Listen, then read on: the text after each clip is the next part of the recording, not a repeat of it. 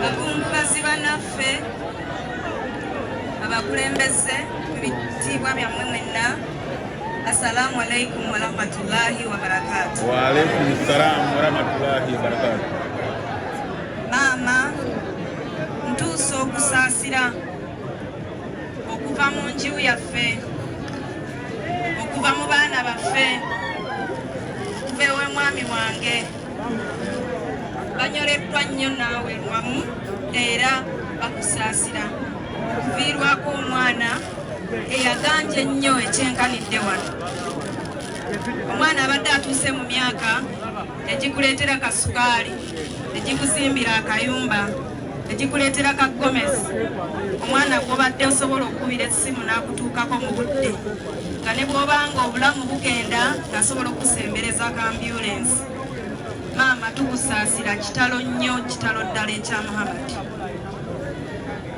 Njagala kutuusa okusaasira ku baana b'omugenzi Muhammad, okusingira ddala ab'obuwala, Naggirinya in particular. Kitalo nnyo, kitalo ddala. Ogenda kusukwa okwagala kwa taata. Batera nnyo okwogera ku kwagala kwa maama, naye nga laavu ya taata eba ya njawulo. Baana bange nga mulabye, kitalo ddala ekyokuviibwako Sseggirinya. Nensembayo okusaasira ggwe mwami Kyagulanyi. Simanyi oba onoofunayo omuntu anaalwanirira erinnya lyo nga Sseggirinya.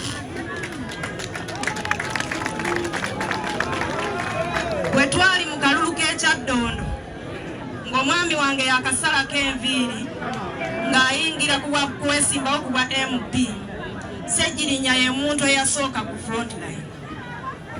Sseggirinya yajja mu maka gaffe mu kiseera kye twali tetuli overcrowded nga mulaba nga ne byakola mbiraba. Sseggirinya n'abeerawo mu kalulu k'ekyaddondo. Sseggirinya n'akuŋŋanya DRFOMS nga bw'azindeetera. Mukwano gwange ne Sseggirinya we gwava. Era ewaka awo Sseggirinya abadde alinawo omuwagizi nga ne bw'anaab'omu nga yenze. Kitalo nnyo. Simanyi taata ani anaakulwanirira, simanyi ani anaayimirira mu bantu nga tatidde n'akudifendinga, naye olabye kibi nnyo, kibi ddala.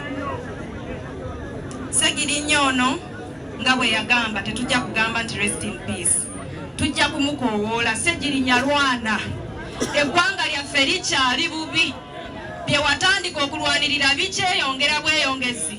Era tebakomye obwo ne batwala n'obulamu bwo, naye tebatutte mwoyo. Sseggirinya gy'olaze sigala ng'olwana, kuba tukyalina bingi ebyokulwanyisa mu ggwanga lino. Assalamu alaikum warahmatullahi wabarakatuh.